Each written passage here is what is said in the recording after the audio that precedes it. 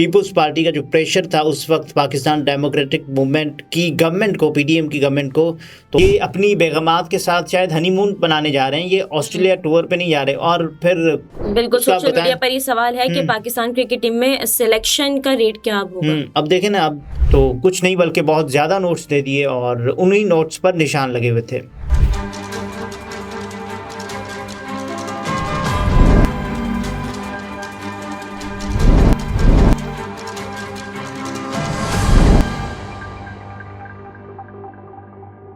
अस्सलाम वालेकुम, मैं हूं निमरा सुहेल, आप देख रहे हैं अलग न्यूज़। अब्दुल सत्तार हमारे साथ है। बात करेंगे कि पाकिस्तान क्रिकेट बोर्ड ने एक फिक्सर को चीफ सेलेक्टर का कंसल्टेंट बना दिया है और कौन कंसल्टेंट है और कौन से चीफ सेलेक्टर को बनाया गया है। देखिए, चीफ सेलेक्टर साहब तो हमारे पहले से ही है ना, वहाब रियाज साहब, जो वजीर खेल, निगरान वजीर खेल, और उसके बाद फिर लाहौर की सड़कें और लाहौर की सड़कों पर पानी उछालते हुए और बारिश में भीगते हुए, और वहाँ पर जिस अंदाज से शहबाज शरीफ किसी ज़माने में हुआ करते थे, हैट और लंबे बूट्स पहनकर लाहौर की सड़कों पर निकल जाया करते थे अक्सर, वहाब रियाज साहब ने यही अमल दोहराया, हमने देखा।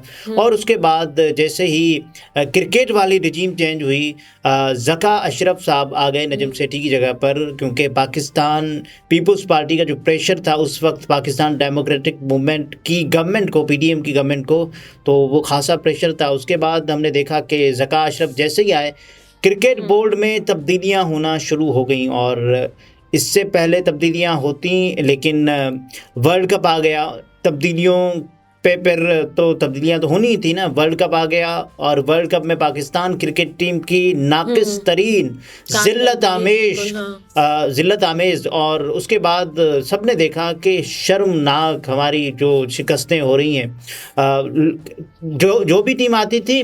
और हमें फिर ये कहा जाता, देखें हर मैच में हम जीत तो नहीं सकते, लेकिन भाई हर मैच में हार भी तो नहीं सकते ना। आप देखें कि नेदरलैंड देखें, उसके अलावा बाकी जो टीम्स देखें, अफगानिस्तान देखें, उन्होंने पाकिस्तान को वनडे इंटरनेशनल की तारीख में पहली मर्तबा हरवा दिया। तो क्रिकेट बोर्ड में चेंजेस होना तस्लीम करने की है कि वर्ल्ड कप में कारकर्दगी बिल्कुल भी अच्छी नहीं थी पाकिस्तानी टीम। लेकिन यहाँ जो मुद्दा है ना, वो ये है कि क्रिकेट बोर्ड में होना शुरू हुई तब्दीली के बाद मोहम्मद हफीज़ साहब पाकिस्तान क्रिकेट बोर्ड के बन गए डायरेक्टर, और उसके साथ साथ पाकिस्तान क्रिकेट बोर्ड के कोच भी बन गए, यानी कि पाकिस्तान क्रिकेट टीम के कोच बन गए।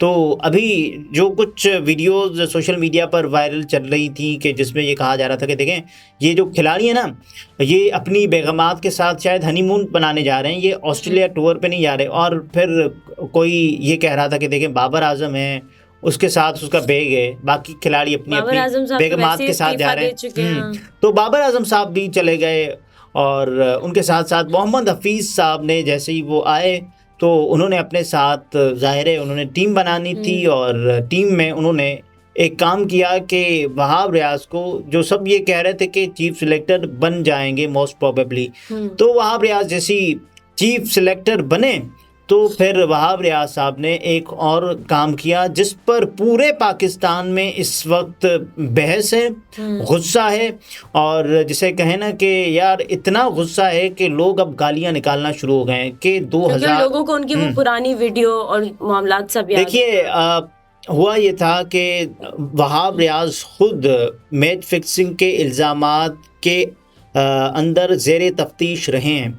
तो एक तो वहाब रियाज साहब, और उसके अलावा आप ये देखें कि कामरान अकमल साहब पर भी ये इल्ज़ाम है, जो कि उनका ही हिस्सा है वहाब रियाज, क्योंकि चीफ सिलेक्टर हैं, और चीफ सिलेक्टर साहब को भी कंसल्टेंट चाहिए हैं, और कंसल्टेंट चाहिए। तो अब लोग ये सवाल कर रहे हैं कि देखें सलमान बट हैं, तो अब पाकिस्तान क्रिकेट टीम में रेट क्या होगा जो सिलेक्ट होगा। बिल्कुल सोशल मीडिया पर ये सवाल है कि पाकिस्तान क्रिकेट टीम में सिलेक्शन का रेट क्या होगा। अब देखें ना, अब सवाल अब तो बनेगा ना, ये जब आप ये कह रहे हैं कि वो वीडियो सबके सामने है सलमान बट की। देखिए, मजहर मजीद साहब के साथ, और उसके अलावा जो हुआ था एक पूरा इंसिडेंट 2010 में हुआ, क्या था 2010 में से निशान ज़दा नोट मिले थे। 2010 में हुआ ये था कि सलमान बट और उनके साथ साथ मोहम्मद आमिर, मोहम्मद आसिफ पाकिस्तान की तारीख के जिसे कहना कि जादूगर बॉलर बिल्कुल थे।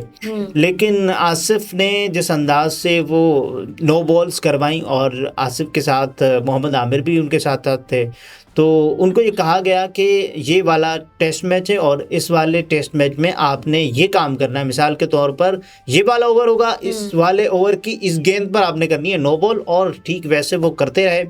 और उससे पहले की एक मुलाकात हुई थी सलमान भट्ट साहब से, और एक सहाफ़ी था वहाँ का, लंदन का, तो उन्होंने ये किया कि एक कुछ नोट्स दे दिए, तो कुछ नहीं बल्कि बहुत ज़्यादा नोट्स दे दिए, और उन्हीं नोट्स पर निशान लगे हुए थे। निशान लगे हुए थे और उनको परखना, उनको जांचना, उनको भांपना बहुत आसान हो गया था लंदन की पुलिस के लिए। देखिए निशान ज़दा इसलिए ना, मैं अगर किसी भी इदारे में जाता हूँ ना, तो कोई भी इदारा, मिसाल के तौर पर पाकिस्तान में कोई भी इदारा है, एंटी करप्शन है, वो कार्रवाई क्या करेगा, ऐसे कार्रवाई करेगा ना कि आप अलामती तौर पर किसी भी अफसर के पास जाएं और ये वाले नोट्स के नंबर नोट कर लें, नोट्स के जो नंबर लगे होते हैं तो वो नोट कर लें, और उसके बाद उसको आप अपना कोई काम कह लें और आप उसके बदले वो रिश्वत दे दें। तो उसके बाद जब हम छापा मारेंगे ना, होगा ये, हम देखेंगे कि उसके पास से वो नोट बरामद होते या नहीं होते।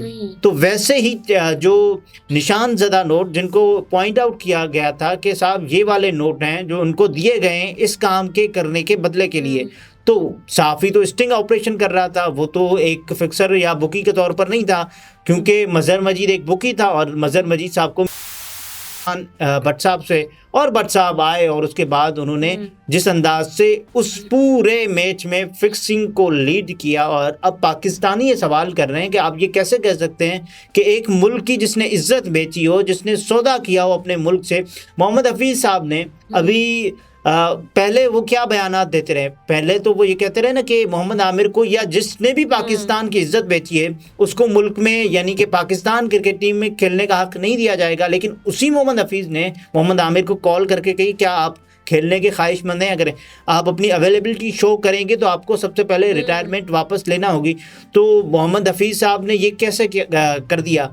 और मतलब खेल में भी यू टर्न लिया जाता है। देखें यू टर्न तो पता नहीं, लेकिन ये दोहरा मयार, ये मुनाफकत तो है ना, कि इससे पहले रमीज़ राजा साहब ये एक अच्छा रोल मॉडल सेट करके गए थे। उन्होंने कहा कि किसी भी फिक्सर को पाकिस्तान क्रिकेट टीम में कि होने का हक नहीं होना चाहिए।